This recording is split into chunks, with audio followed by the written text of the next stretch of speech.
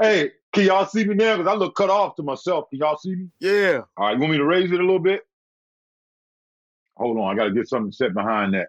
Wait a minute. All right, hold on. Let me slide back a little bit. Yeah, man. See y'all something. There we I go. just had to fire my hair and makeup people, man. Oh, he said you had to fire him, Yeah, huh? man. I'm like, what the fuck is y'all Man. doing? Yeah, man. I know how that is, bro. They don't be acting right, man. I know how that is. Yeah. Hey, Dude, half of this shit braided, the other half is an afro. hey, you know you can't fire your hair and makeup people when you start 10 minutes before the show starts. Hoop Dreams, the podcast, an Unlearning Network production.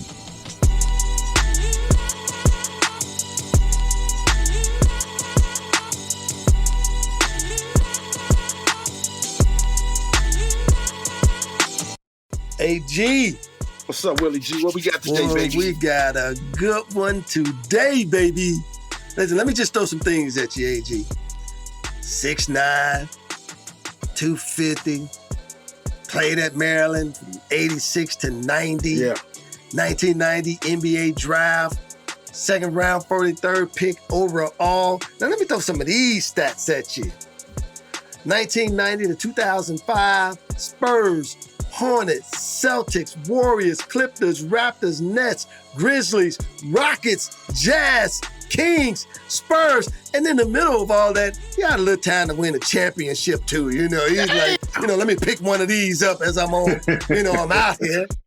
But then, in the interim, he went overseas and played from 92, 94, 2008 with Spain, Italy, Puerto Rico. Well, we know why he went to Puerto Rico, but we gonna leave that one alone. Why does anybody go to Puerto Rico? That's right. Why does anybody go to Puerto Rico? But his post-career, man, is something to brag about as well. Broadcaster, speaker. Oh yeah, he writes too. He's an author.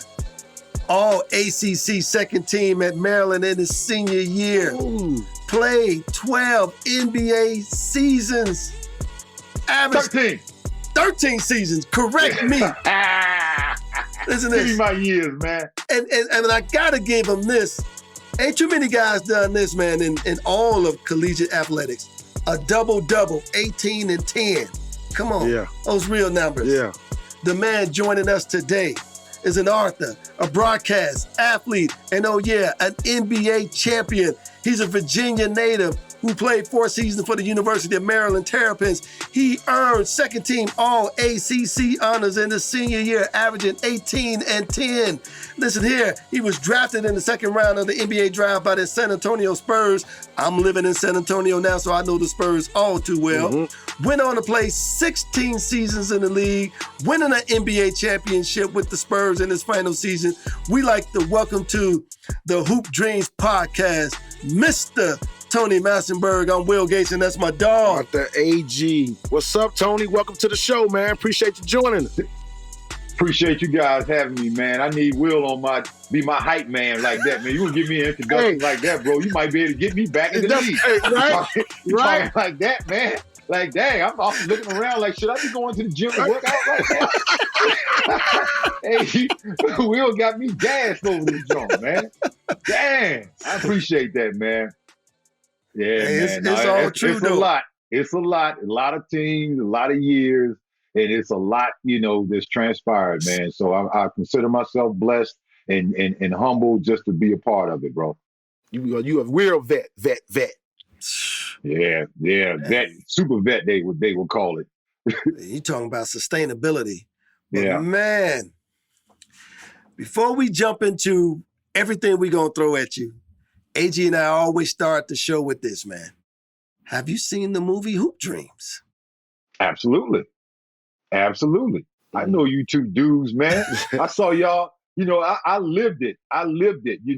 You unfortunately, there was some injuries, and I know the things that happened and the hard times you guys had, but I love that documentary because when I would do speaking engagements, I would reference you guys' documentary. Wow. Because I would reference how great of high school players you guys were and how much potential you had. Mm-hmm.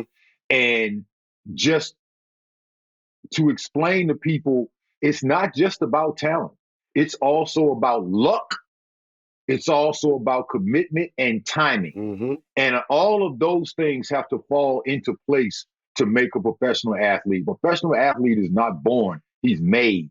And he Absolutely. makes himself.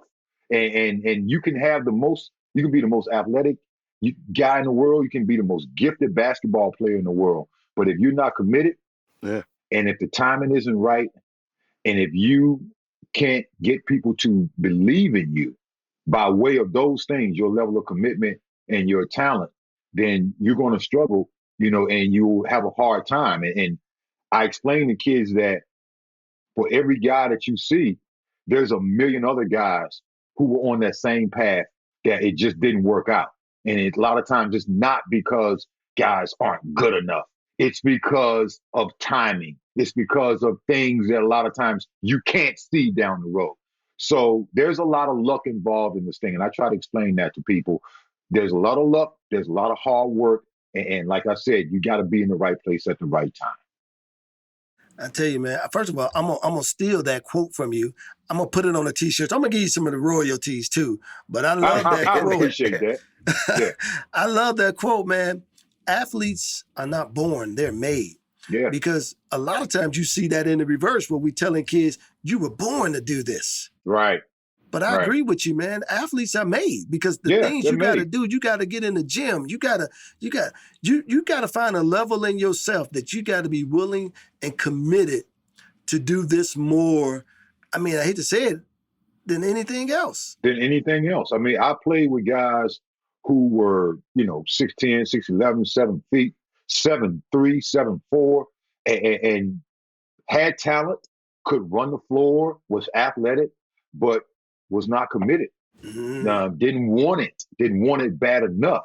And so the guy like me, who's 6'9", that's playing against guys that are 7 feet tall and outplaying them, some of it because of my talent, but I look at it more of like, I'm just going to work you. I'm outwork you. I'm going to work harder than you. I want that ball. When that ball comes off the rim, I want that ball more than you do. So if I got to jump over you and you 7 feet tall and I can jump over you, I'm going to do that, and because I want it more than you do. And so I try to explain that to kids that, it's about talent, but it's also about competitive drive when we talk about getting to the pro level or any high level of basketball. And usually the guy who wants it the most is the guy that's going to be successful. Larry Bird is one of my all-time favorite players. And when I got a chance to be around him in 1992, when I did a 10-day with the Boston Celtics, he was actually the guy who was hurt. That chronic bad back had taken him out for a month or so. And so I had just gotten released by the Spurs, and Red Auerbach gave me an opportunity because he knew me from Maryland and liked me as a player. And you got to remember, Red Auerbach was scouting Len Bias, for 3 years, right up until his senior year. So I was there as a freshman when Red Auerbach had came to a couple of our practices. Wow. So when you catch the attention of basketball royalty like that, like a Red Auerbach, that meant a lot to me. And so when I got a chance to be around Larry Bird, and even though he was injured, I could feel that competitive drive just on the stuff that he'd be talking to some of his teammates and the way he carried himself and the professional way he went about it. He just got, his career was cut a little bit short because of injuries. Right. But the greatness, the commitment to working, the commitment to developing his skills, because he was not athletic, but he worked harder than a lot of people, and he was more skilled than most. And those are the things that he relied on to make him great. So I've had an opportunity, man, to be around Hall of Famers like him, Hakeem Olajuwon, Charles Barkley, David Robinson, Karl Malone, John Stockton.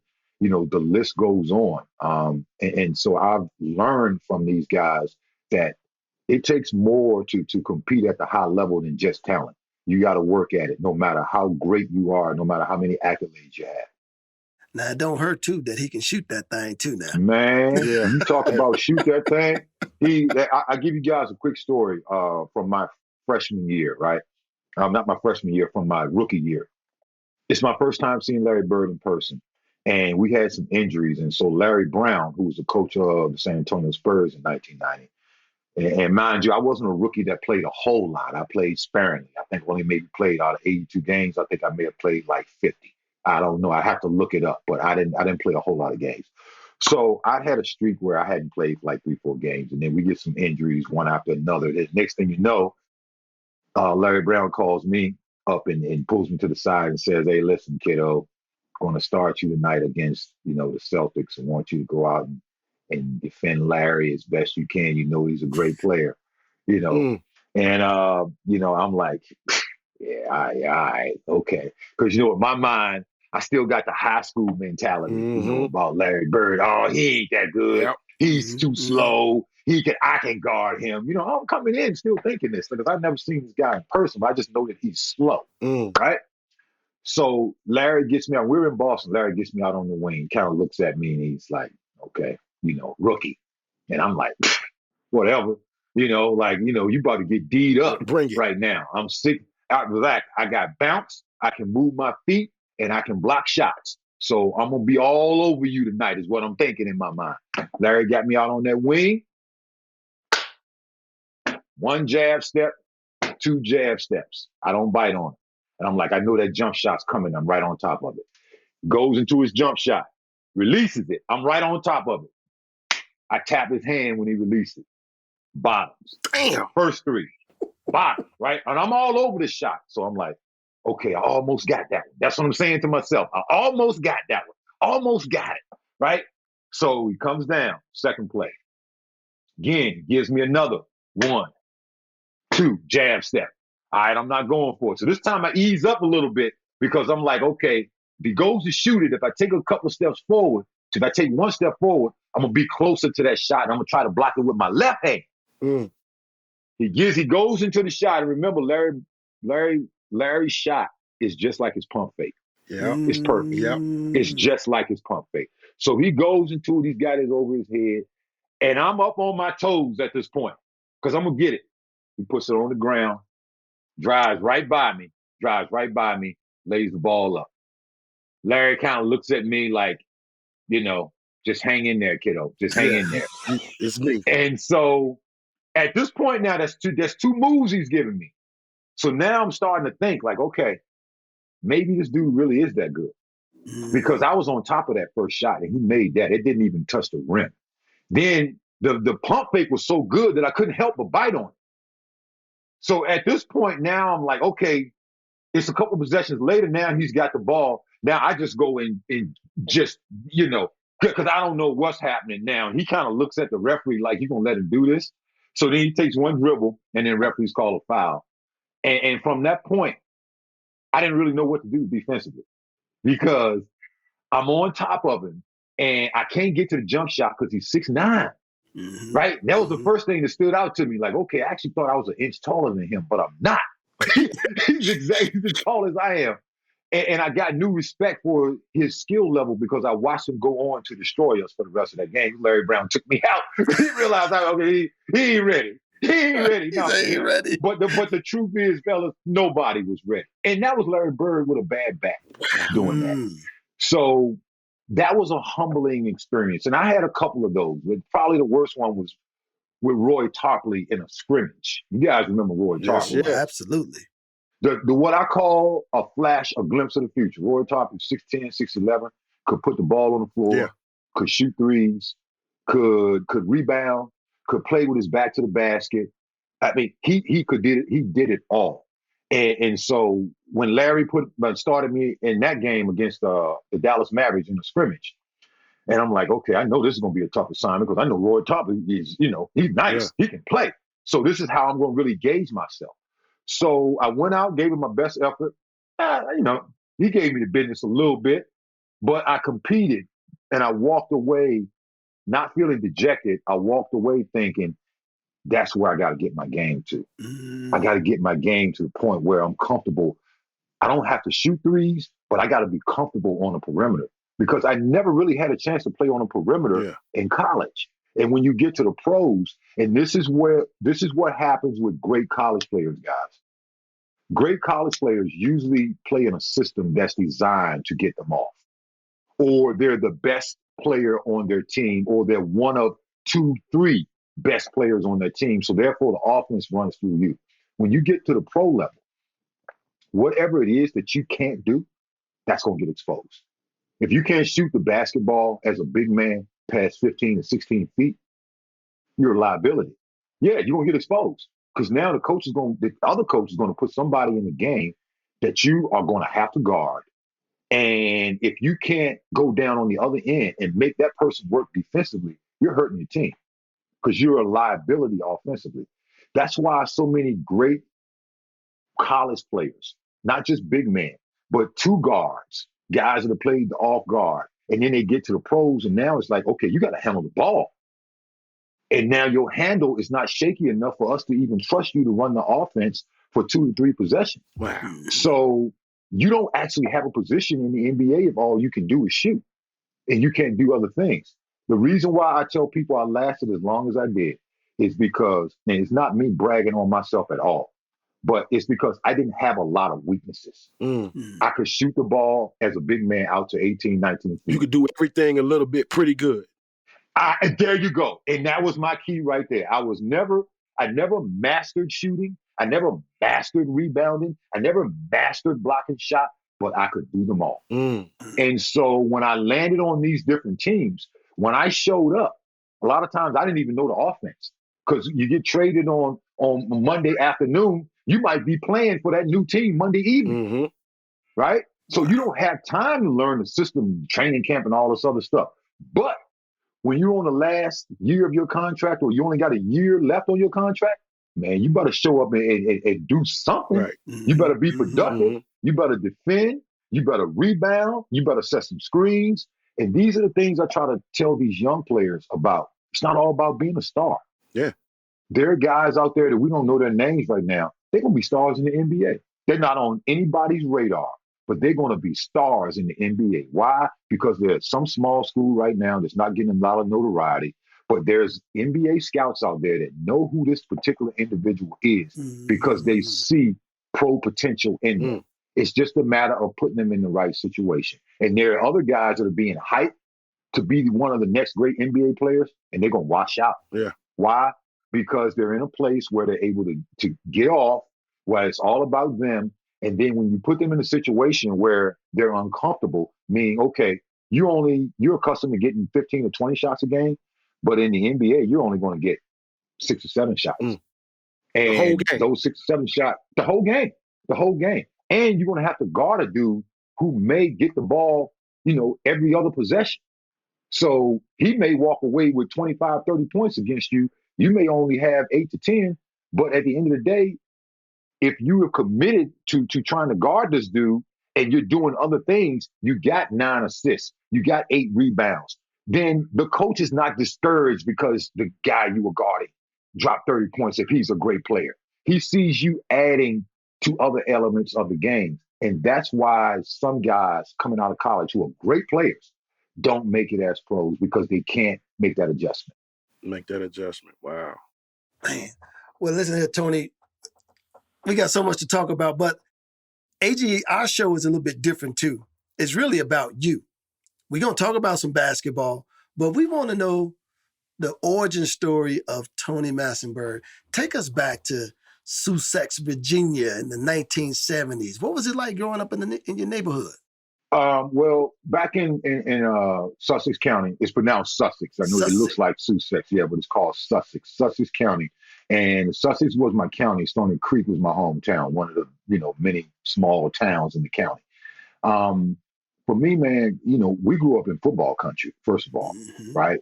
Southern Virginia is basically football country. And so the first sport I ever played was football. I could never play organized sports until I got in 7th grade because we didn't have AAU and boys clubs and all that stuff. This is country stuff, man. This is, back in the, like you said, late 70s, early 80s as a, kid growing up down south. And so, I played for organized basketball for the first time in the 7th grade. Was probably about, I think I was in the 7th grade, I think I was 5'10". Damn. In the 7th grade. And the next year I came back as an 8th grader, I was 6'3" and a half. Had a big growth spurt over the summer. And then by ninth grade, I was probably 6'4", 6'5".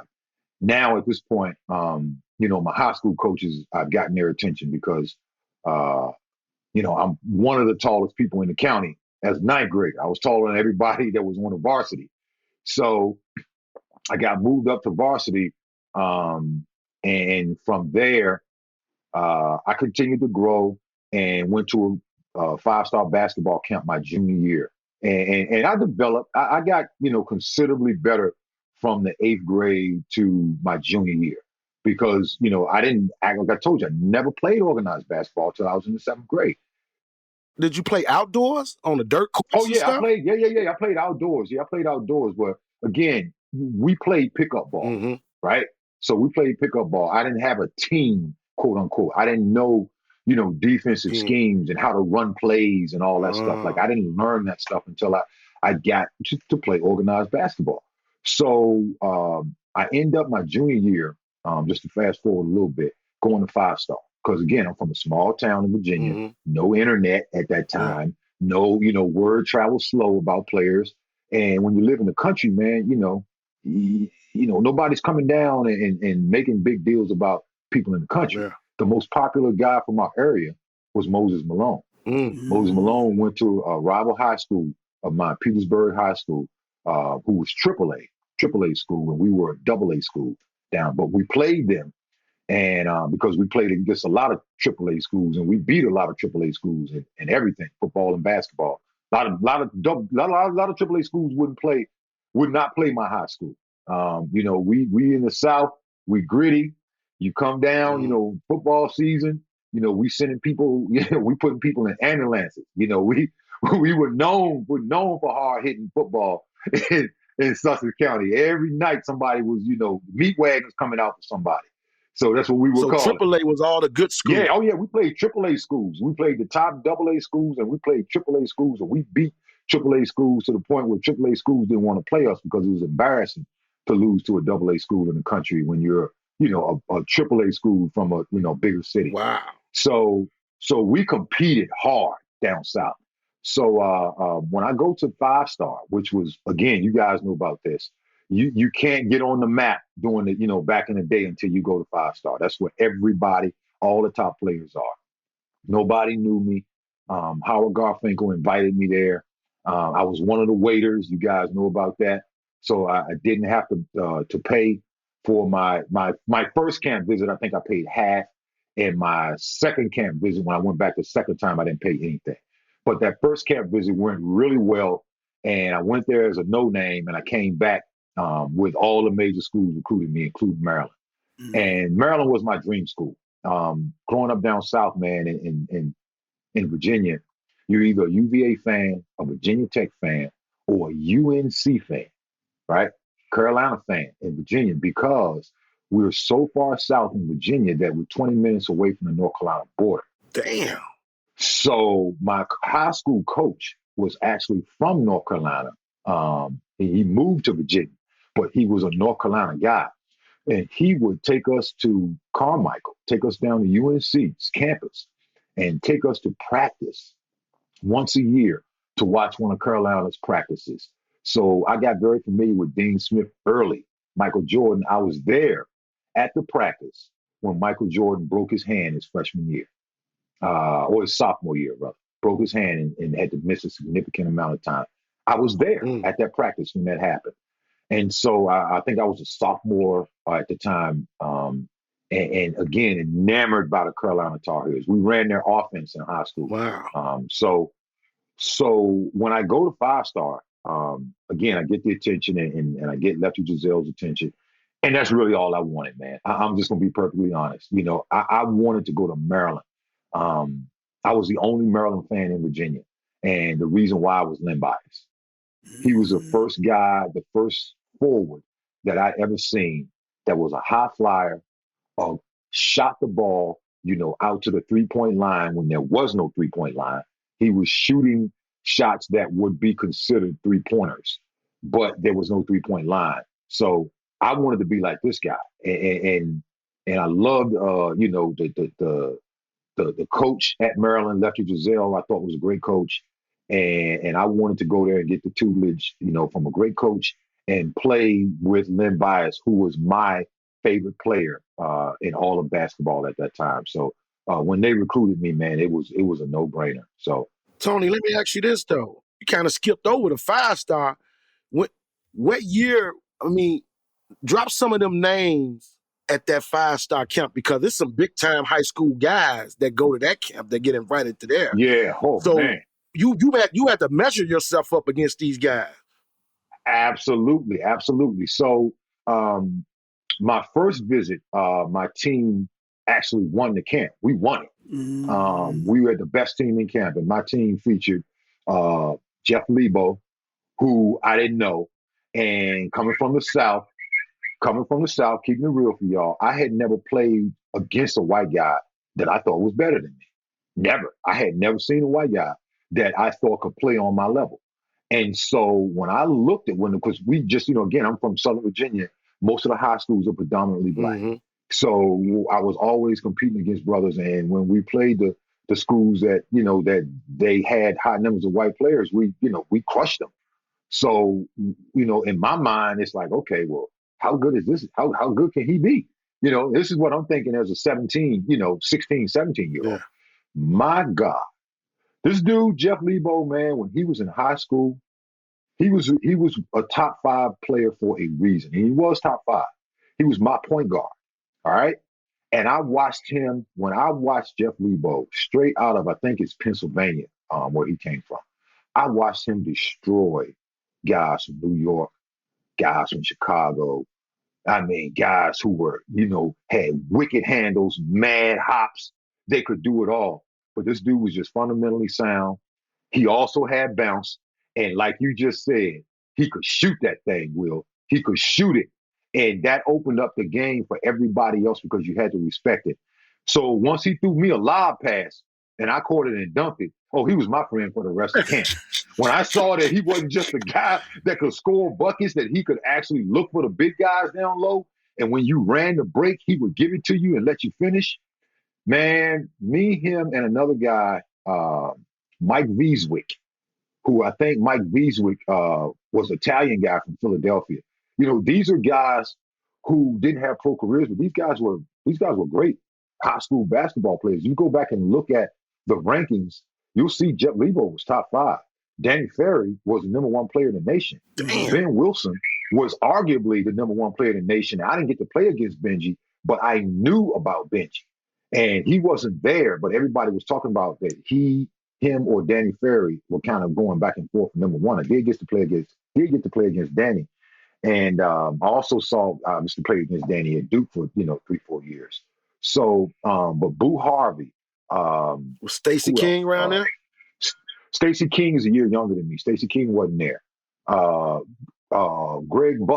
David Butler, who played for UNLV with Larry Johnson and Stacey Augman and all of them. David Butler was the best junior I had ever seen. He was the only junior at that camp who was in the All-Star game. All-Star game was all seniors. It was all seniors. Damn. He was the only junior. And he wasn't just a junior. He was better than most of the dudes there. I ain't so sure he wasn't better than me. He was better than me in high school because he did more, right? I may have been slightly better rebounder, but like as far as his offense, he was ahead of me. He shot the ball better. He handled the ball better. I grew up playing center. He grew up playing forward in D.C. So I grew up down in the country. I played with my back to the basket. But when I got to 5-star, I got to play forward. So when coaches saw that I wasn't strictly a 6'8" guy at the time who just could play with his back to the basket and was athletic, they saw that I had potential to play on the wing and be able to run the floor, catch lobs, and do other things. Now I look like a real college prospect. And that's what caught the eye of Coach Lefty Driesell. The first thing he told me when he introduced himself to me is that, and Coach Driesell and that, his southern voice, with that accent, son, you remind me of Buck Williams, son. I really like what I see you doing out there. Son. You get up and down the floor good. You got the big hands like Buck. These are the kind of things that he would tell me. And it just, that coming from a coach of a school that I wanted to go to gave me all the encouragement, all the confidence that I needed, man. And so from that point, man, it was off to the races. I signed with Maryland, a couple of months later, and the rest is history. You know what's crazy about the 5-star camp that was just crazy to me was that the top coaches used to go there and do drills with the kids. Yeah. With the kids. Yeah. I'm talking about the top coaches, Bobby Crimmins, like the top coaches. Exactly. They got to see firsthand what these guys were like. And those coaches, sometimes will walk away with renewed appreciation for a guy like myself who they didn't know, who by the time the camp was over with, they knew, and they recognized that you're a hard worker, that you're dedicated, and that you really want it. And then there are these other guys who had these big names who kind of got exposed. Yes. And I'm sure you guys saw that too. You guys saw some, y'all were there, and you looked at that sheet, you saw some dudes, and then when you matched up with them, you walked away like, man, they got this dude in the top 5, or they got this dude in the top 10, or they got him ranked as a top, power forward or the top guard, and you done what you just did against them. You guys know what that's like because y'all are players. Yep. So y'all know what that's like. So when you get the opportunities, what I try to tell these youngins, you have to take advantage. You got to go all out because you don't know if you're going to get that opportunity again. Right. And the impression that you make, that first impression you make with these coaches is the one that really lasts the longest, that first one. So you try to come out and have a good showing. Hey, let me ask you this, Tony. I remember, man, when I went to 5-star, my camp was so full of talent. I mean, it was me, Grant Hill, Travis Best, Big Dog Glenn Robinson, which a lot of people forget that dude. That dude was an amazing talent. Man, Dog was one of my teammates with the Spurs. That's right. One of your teammates with the Spurs. Yep, my guy. Oh, my goodness. We got to have him on the show. We got to get him on the show. But by the way, too, man, when I left camp, this is my question. When I left camp, my confidence was just like, man, 110. When I got back, the game that they were playing back home seemed so slow to me that I was able to just feel like I could do anything I wanted to do. Yeah, was that your experience? That was absolutely my experience. I walked away from there because before I went in, I was that, I don't know about this. These dudes, big city dudes, they high rank, they got, this scholarship, I came from a state, man, where, I'm going to tell y'all a quick story. Y'all remember a guy named Kevin Madden? Yeah. Kevin Madden? You remember Kevin Madden, right? Yeah. Kevin Madden grew up in Southern Virginia. I never played his high school because he was closer to Virginia Beach, and I'm about an hour and a half from Virginia Beach. Kevin Madden was the best player in Virginia my senior year. And and I believe he was a junior. He was a junior, and he was the player of the year his sophomore year. He was the player of the year his junior year, right? And he was all state both years in front of me. So this dude was 6'6", about 220 pounds as a junior in high school and jumping like Michael Jordan, literally jumping like Michael Jordan. He signed to go to Carolina going into his junior year. And you guys know how rare that is for a guy to be locked up as a junior. And not just locked up, he was locked up with Carolina. And everybody knows Carolina gets the top, the cream of the crop every year. So he goes to Carolina. And again, I tell his story not to try to throw any shade on a dude at all. But it's a story of a guy who was a grown man in high school, who when he got to Carolina, the game caught up with him. I'm not going to say that he didn't work on his game. I don't believe that. I don't believe that he didn't work to get better. He got much bigger. He was about 235 to 240, trying to be a 2-guard/3 at 6'6". So basically, Carolina brought other guys in over him. And he never got a chance to play pro ball because he was so good in high school that, to me, like I said, the game caught up with him. And I saw that happening when I was at Maryland. And I was saying to myself, this dude was better than me in high school. I mean, I hate to admit when somebody's better than me, but this dude was a better basketball player than me, and he was younger than me. Right. And so that was a little bit, y'all know how that is. when you in high school, when you're a senior, you can't really envision a sophomore or junior actually being better than you. Mm-hmm. And this dude was all state and a grown man at the time, Damn. right? I was 195, maybe 200 pounds. This dude was like 220 already and with a 40-inch vertical. So he was a freak. So when I saw him not flourishing at Carolina, it made me think like, okay, I can't just be here at Maryland and think that this is going to be enough. I got to get better. Yeah. Because if I don't, they're going to recruit guys over me and I'm never going to play.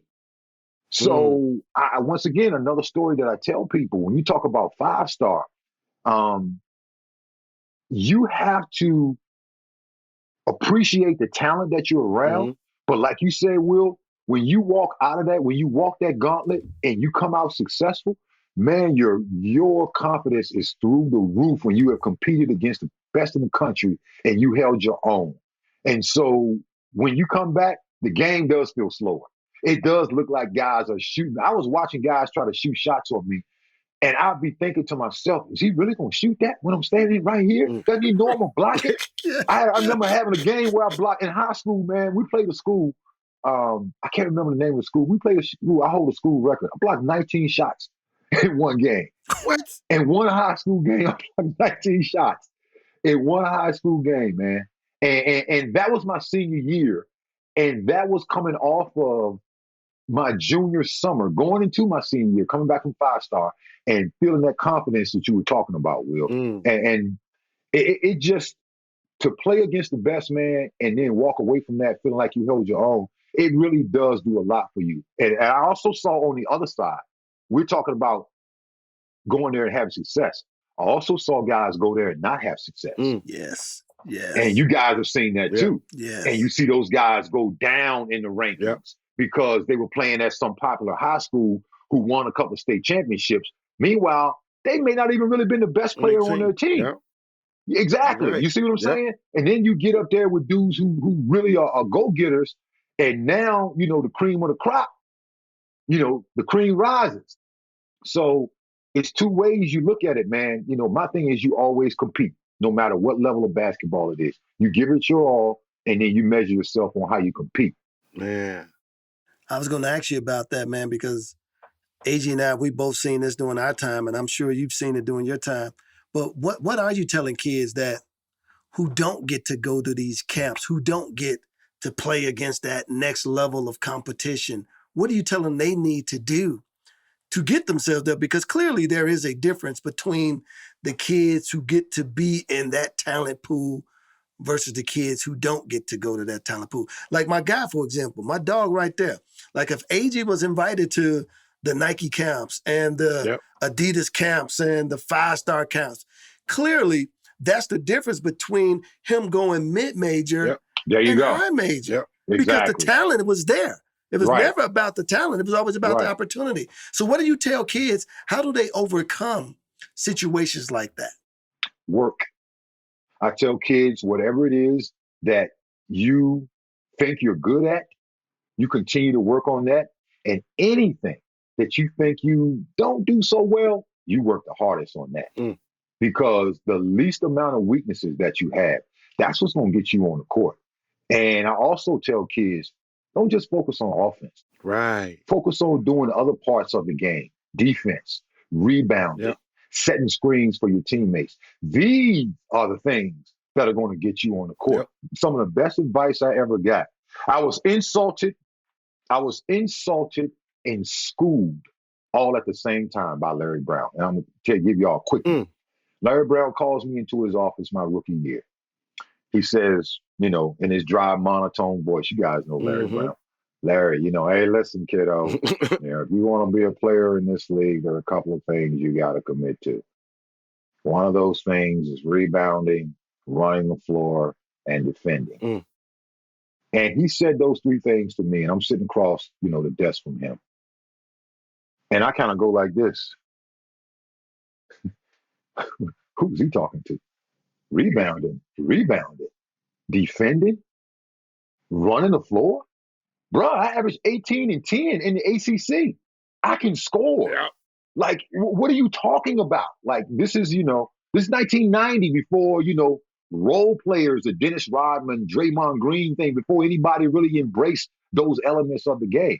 This is what Larry Brown is telling me in 1990. Damn. And I'm sitting there thinking to myself, this dude's out of his mind. Like he doesn't realize what kind of player I am. But what Larry knew that I didn't know was that at the NBA level, everybody's not going to get a chance to get off offensively. Yep. And role players are just as important as stars because you don't win championships with stars. You win championships with stars and role players. Absolutely. Playing their That's how role you win to championship. Playing their role to a T. So when he told that to me, I was insulted, first of all. Like, how dare you? You just seen me out here playing, with David Robinson, Terry Cummings, and like I'm holding my own, I'm scoring buckets. Like, what are you talking about? I gotta run the. I do that stuff in my sleep. But he wanted me to put emphasis on those areas of the game because he knew that's how I was going to build a career. Game, longevity. To stay in the game. You're not going to stay in the game in the NBA as a second-round draft pick who's looking to get buckets every time you step out on the court and not do the other stuff. So what I realized, 14 years down the road after that, was that those were the things that kept me going from team to team. No matter where I went to, if I showed up and I was willing to defend, I was willing to rebound, I got the opportunities to score. But if I wasn't willing to defend, willing to rebound, and run the court, I wouldn't get the opportunity to score because you wouldn't play. Wow. Absolutely. That's so and that's what I tell kids. That's why I tell that to kids. Don't get caught up on scoring. Make sure you can do the other things in the game of basketball because a lot of times that will get you on the court before your ability to score. Man.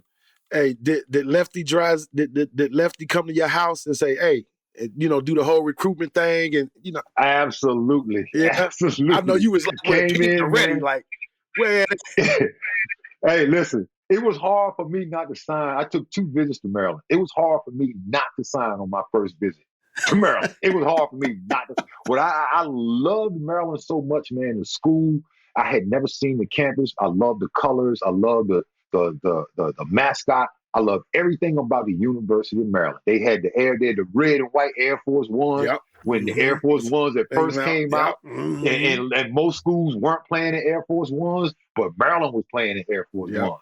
So I loved everything about Maryland. So Lefty comes in, again, the Southern accent, wins my parents over, man. Lefty Driesell, who I still talk to from time to time, is one of the best recruiters ever. Wow. In college basketball. He is one of the best recruiters ever. He is the only guy, and he will tell you this himself, his claim to fame. He's the only guy to sign Moses Malone to a scholarship. Damn. He's the only guy. Moses Malone was the most highly recruit maybe ever during that time period back in the 70s. Lefty Driesell actually camped out in front of Moses Malone's house in Petersburg, Virginia. It's like 15 minutes away from me, where I grew up. Yes, he did. And he eventually did sign Moses to a scholarship, but Moses never came to Maryland because he elected to go to the ABA and turn pro. But that's Lefty's claim to fame. And had he signed Moses Malone at the time, he had John Lucas and Tom McMillan and some of these other guys. There's no question. He would have been the UCLA of the East. They would have won multiple championships at the University of Maryland. Moses Malone was that good as a high school player He was that to good. go to the ABA. That's what you tell him. He said, fuck Yes, college. he was. I'm finna go. Not only that, but, hey, Agee, not only was he that good, he went into the ABA as a high schooler, and within 2 years, he was dominating. He was dominating. Grown men. I saw grown men could not believe how big and strong and just nonstop aggressive he was, because he was a rebounding machine and he could score.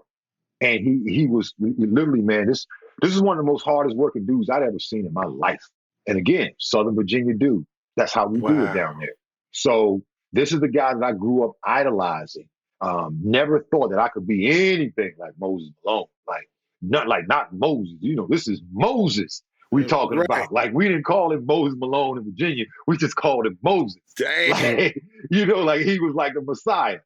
When you mention his name, I always think about Moses. Like, to me, there are two iconic posters that I know I had growing up. One was Moses holding the staff, standing Yeah, on the absolutely. basketball. And then the other was the Iceman sitting with the basketball. Sitting on the block of ice. Yeah. yes. They both iconic, man. Yes. I knew all about that, man. My dad was telling me about, my dad used to go see Moses Malone play in high school. And I was, again, man, I may have been like 6 or 7 years old at the time. But I knew about Moses. When I was 8, 9 years, I knew all about Moses Malone. My dad was, would tell me about him. And like, again, man, it was just, he was that dude. And so when he goes to, the ABA and like, man, I just thought that was something that happened to Moses. Right. As far as being a pro, I didn't think that was something that could actually ever happen to me. Like, that's Moses. I mean, that's, of course that's Moses. Of course he's going to be in the pros and dominate. So, but it just, he's a guy that embodies Southern Virginia. And so for all of us hoopers, man, we go hard in Virginia, man, or like Mike Tyson say, we don't come off the porch, we go hard or we don't go at all. Wow. And that's just the mentality. Hey, tell us a little bit about, because I want to jump into you and Lynn's relationship. Tell us about Lynn Bias and, man, what he meant to you and how has he influenced, even to this very day, your life? Yeah, your first time even seeing him. My first time seeing Lynn Bias, obviously, was on television. I believe I must have been a junior. He was a sophomore. His breakout season, my junior year, going into my junior year, his breakout season was his sophomore year, right? And he was quietly the best player on that team as a sophomore. Adrian Branch, who we just finished talking about, one of the most highly touted recruits ever at the University of Maryland, played at DeMatha High School and was an All-American and was one of the first 6'8" true two guards. Something you never had seen. The biggest guard we had seen at that time was Magic Johnson running the point at 6'8". Right. And then Adrian Branch is at the University of Maryland, literally as a 6'8" two guard, not a small forward. He could play small forward, but he was really a two. So, and he's left-handed. So, that was, we just hadn't seen that. He was nasty with it. So he was acknowledged as the best player on the team. And then there comes this, 6'8", 220-pound sophomore who has a feathery jump shot and is built like Arnold Schwarzenegger. And you hadn't seen this combination. Like, okay, this looks like a super strong dude who can jump out the gym. You mean but he can also shoot the ball. He just straight up cut his body. His body is literally, man, cut out of stone, bro. Never seen nothing like it, right? And I'm looking at this dude like, damn, man, this dude must be hitting the weights hard, right? And I'm looking at him and I'm like, damn, he's getting his elbow over the rim, like he's dunking on everybody. And then when he ain't dunking on them, he giving them this jump hook where he's jumping 36, 37 inches off the floor. He's shooting it over 7-footers like they can't get it because he's elevating over them.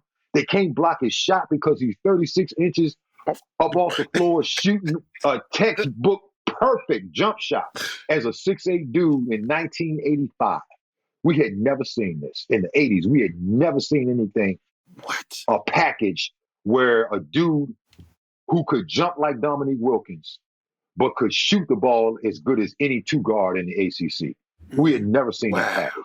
So I was enamored with that. He jumped like Michael Jordan. He was cat quick like Michael Jordan, but he was 6'8". He had a vertical like MJ, but he was 6'8". He shot the ball better than Michael Jordan shot the basketball at the University of North Carolina. They said it was feathery, like it was a soft touch. It was feathery, bro. Bro, if you go back and look at the videos, look at the form. It's the prettiest jump shot I have ever seen on any level. He goes straight up and he come right back straight down. Up leaning, and straight back down. None of that. No leaning, not even a fade. He didn't even really fade on his jump shot because the elevation, when you're 36 to 37 inches off the floor, every single time you leave the floor, you 36 inches. Worst case, you 35, 36 inches off the floor. Bro, in the middle of the game, I watched John Sally, who was the most agile 7-footer I'd ever seen in the ACC. He was the first dude that I saw with real quickness as a 7-footer. And I was like, okay, I'm getting my popcorn ready for this one because I know this dude is going to be a tough match for Lenny right here because this dude is quick and he's 7 feet tall and he covers a lot of ground in a short amount of time. Long, super long. That's why he got the nickname Spider Sally. That name came in at Georgia Tech, Spider, because it looked like he had arms everywhere. Wow. I watched Len Bias shoot over top of John Sally so many times in that game against Georgia Tech. It was unbelievable. He put on a clinic. Easy. Effortlessly. He would literally drive to him, stop, and rise. And Sal would try to block his shot. Sal ended up being one of my teammates in Toronto. And we talked about Len Bias. And he said to me, the one guy I had no answer for. He's like, not only did I not have an answer for him, nobody would have had an answer for him. He's like, I hate so bad that he didn't live long enough to play in the pros. Wow. He's like, because I'm still telling people how good he is, and they're saying like, oh man, you just saying that. And he's like, no, I'm not just saying that. I'm not just saying that. Like this dude was that good. He was that good. He was literally unstoppable. And so I wanted that game. I patterned my game after that. If I can do that, if I can shoot the basketball, and if I can build my body to the point where I can be strong like that, where dudes just bounce off me, where I just play through contact, where I'm too big and strong for a 3, and I'm too quick for any 4 or 5. I am literally unguardable. That's who Len Bias was. And to this day, 15-year professional career, 12 NBA teams, I have never seen a quote-unquote Len Bias clone. Really? Never saw a guy that reminded me of Len Bias. I think the closest thing that I saw was probably Antonio McDyess. Really? And Antonio McDyess was 6'10", had a 40-inch vertical before the knee surgery. Before the knee surgery, had a 40-inch vertical, had a feathery jump shot, and played with his back to the basket, but could also shoot the ball out to the 3-point line. Wow. Dice Man was like that. Yeah, that bounce before the knee surgeries. Good gracious, that bounce was incredible, bro. And so, but again, wasn't quite the shooter that Lenny was. As great of an athlete as Dice Man was, he was not the athlete that Len Bias was. So the combination of power, quickness, upper body strength, lower body strength, shooting ability, and the last one I'm gonna leave out for y'all, the most important one, a dog. Oh yeah, he's a dog. That's why I had to lean in when I say that. Oh, all of it. The same type of competitive drive to where I'm gonna look you in your eyes, stick my hand in your chest, and rip your heart out, and then I'm gonna show it to you. That was him. No, that's him. This what they said. They said he used to torch Michael Jordan. No question. Like they say Michael Jordan was too little for him. He was. And the funny part about it was they met at 5-star. Damn. And they formed a friendship at 5-star. And a lot of people don't know this one. Drop something on y'all right now. A lot of people don't know this is the true story. Michael Jordan, if he had not went to Carolina, was coming to Maryland. What? Yeah. No, come on, T. Yeah. Michael Jordan had Maryland as one of his final schools. Damn. And he ended up staying in Carolina. And I'm going to say partly he didn't come to Maryland because of Adrian Branch. Oh, okay. because going back to that, that's part of the reason why he didn't come to Maryland. He wanted to compete against Adrian, after, the things went down. But Michael Jordan and Len Bias were cool. They were cool. And they became friends. And they became friends who were rivals in the ACC and played off of one another. Michael Jordan recognized the greatness that Len Bias brought. And had Len Bias lived, I tell people, you got to think of it like this way. He was drafted by the Celtics. Yep. If you surrounded him with a Larry Bird, if you'd have surrounded him with a Kevin McHale, a Robert Parrish, Danny Ainge, a Dennis Johnson, a Danny Ainge, a Red Auerbach, who had already schemed for 3 years while he was in college to get him. If you put him in the midst of Hall of Famers and a Hall of Fame coach, you have to think that Len Bias would have figured it out by the time he was in his second year.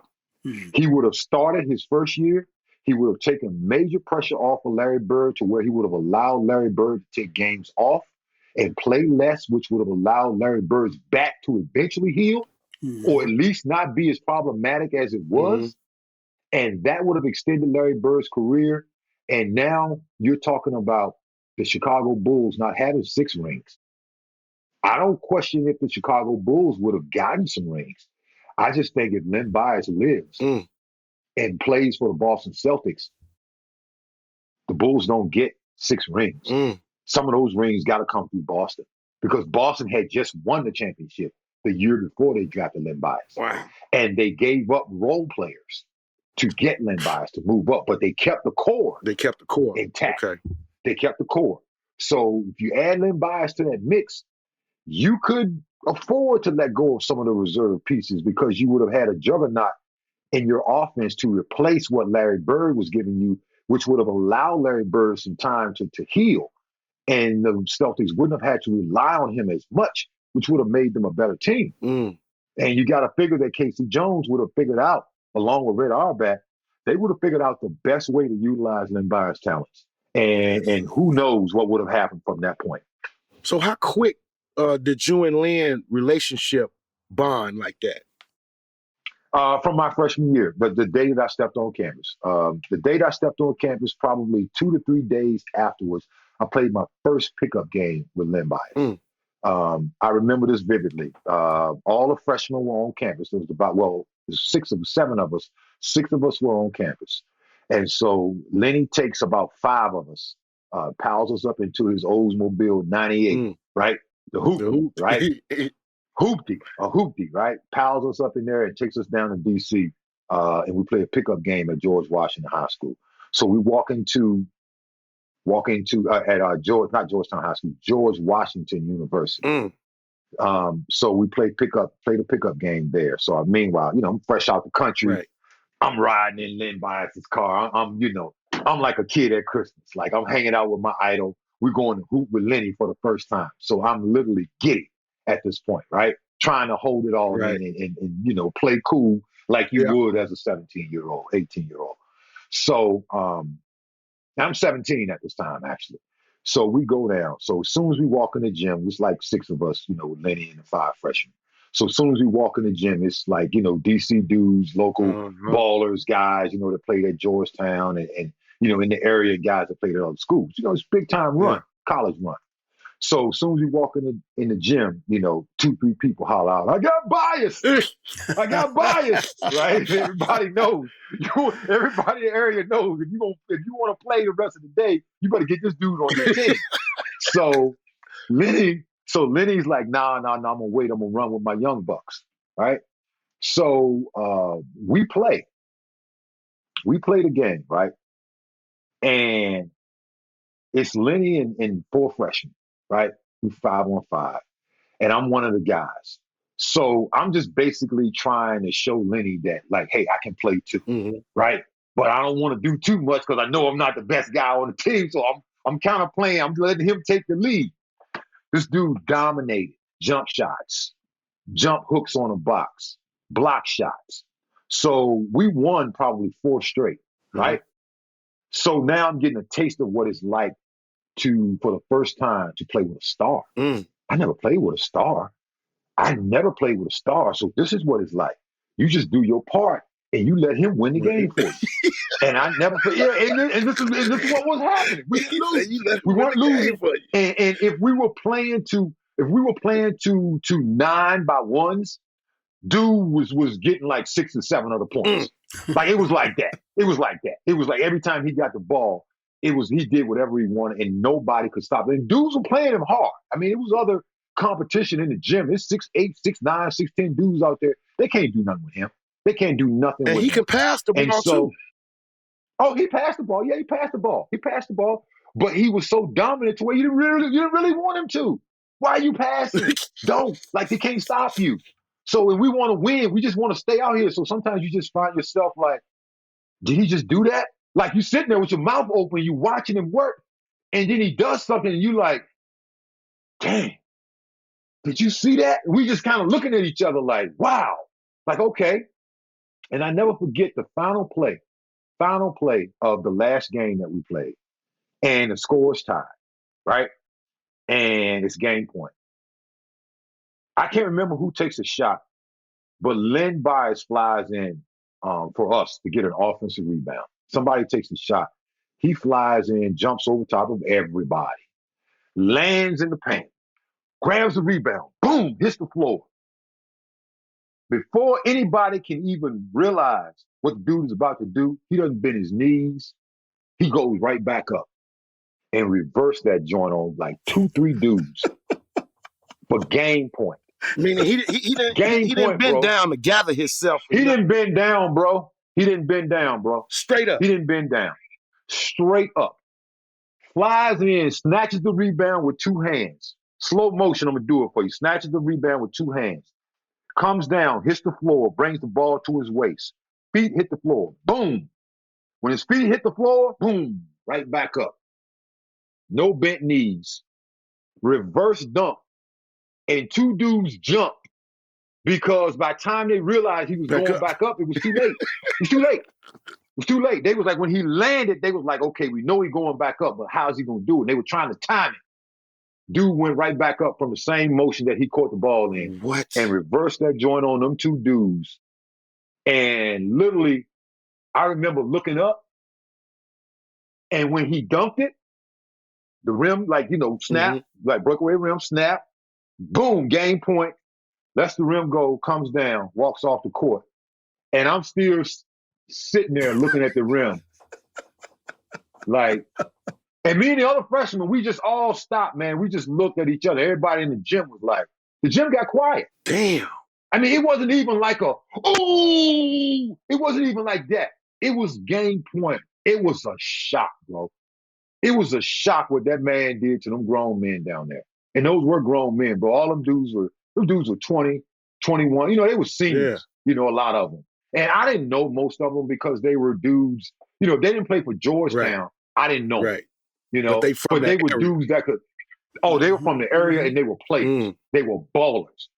And the way he went through them, man, it was like, and so when he did that dunk, I couldn't do that dunk at the time. I couldn't do that. Like, I literally developed a drill that I call a Len Bias drill, where I would throw the ball off the basket and I would catch it. And I would, no matter where it came down, I would dunk it. I would catch it and I'd go back up as quick as I could and dunk it. I'd dunk it one-handed, right-handed, left-handed, two-handed. And I was actually in the pros before I can honestly say I could do that, where I could snatch a rebound and catch it and go right back up and dunk it. Damn. I was a pro, bro, before I could do that. And I drilled myself into being able to do that from that rebounding drill, where I would have somebody stand at the free throw line. I would stand at the dots and not be able to see what side the ball would come off of. So I had to react. So I would tell them, I'm standing at the dots and my back is to the free throw. The rim is right here. And exactly. And the other person who's working out with me is at the free throw line, and they fire the ball right side. Fire the ball off the top of the backboard. Off the top of the square. Fire the ball off the left side. I don't never know which side it's coming to. But my job is when that ball comes off, jump, quick, get it, boom, go back up and dunk it. And you do that like 5 to 10 times. That's a drill. Wow. And through that drill, I eventually got to the place where I could snatch those rebounds, hit the floor, and go back up and reverse. But I was in the pros by the time I do that. Len Bias was doing that in college, bro. With ease. With ease. And I tested, my vertical jump was 38 inches. Right? And which is pretty good for a dude that's, 6'9". That's pretty good. This dude's vertical was over 40. And it was quicker than mine. He was a quicker jumper than I was, than I've ever been. I've never seen, I told you, all the guys I played with, the closest guy from an athletic standpoint that he reminded me of Len Bias was Dominique Wilkins. And Dominique was not as strong as Len That's Bias, right. but he did jump like Lenny. Mm. And Nick's my guy too now, Mm-hmm. but about the same size as Lenny, meaning height. But Lenny was a little bit stronger, bigger arms, broader shoulders, a little more chest. But that same type of Dominique Wilkins explosive and a better jump shooter than Dominique. Man. So he's the only guy that I could. If there's a guy, that's probably it. Mm. But a stronger version of Dominique and a better shooter. Which that's scary. Yeah. Scary to That think is about scary. that. And we ain't never Yeah. seen that. We still haven't Right. seen that. No, There's yeah. LeBron, but LeBron ain't quite that. LeBron's something different. Yeah. LeBron reminded me a little bit of Lenny with the quickness and the athleticism, but different time period. I'm the gold of my era. I've been a trending topic. I'm as fly as a feather. My pockets macroscopic. See, with time I get better. I'm always in the action, kid. Know I got it locked from Chicago where the toughest live. Concrete jungle, earn my stripes on the pavement there. You make it here, then you can make it anywhere. No comparison. Your game is embarrassing. No one can touch me. I'm all for going there again. Yeah, I think I'm ballin' like I'm Will Gates. I'm hoop dreaming, trying to fight against a sealed fate. More faith, think I'm ballin' like I'm Martha Agee. I'm box office and one day they gon' have to pay me. Yeah, I think I'm ballin' like I'm Will Gates. I'm hoop dreaming, trying to fight against a sealed fate. More faith, think I'm ballin' like I'm Martha Agee. I'm box office and one day they gon' have to pay me. Hoop Dreams, the podcast, an Unlearning Network production. Written and produced by Arthur Agee, Will Gates, Matt Hoffar, with audio engineering from Matt Savage. For more episodes, check us out at www.unlearningnetwork.com. Gotta be a dog to survive in this cold weather. Ice in my veins, no need for a warm sweater. I'm coming for it all, best believe I won't let up, yeah. Hey, I think I'm ballin' like I'm Will Gates. I'm hoop dreaming, trying to fight against a sealed fate. More faith, think I'm ballin' like I'm Martha Agee. I'm box office and one day they gon' have to pay me. Yeah, I think I'm ballin' like I'm Will Gates. I'm hoop dreaming, trying to fight against a sealed fate. More faith, think I'm ballin' like I'm Martha Agee. I'm box office and one day they gon' have to pay me.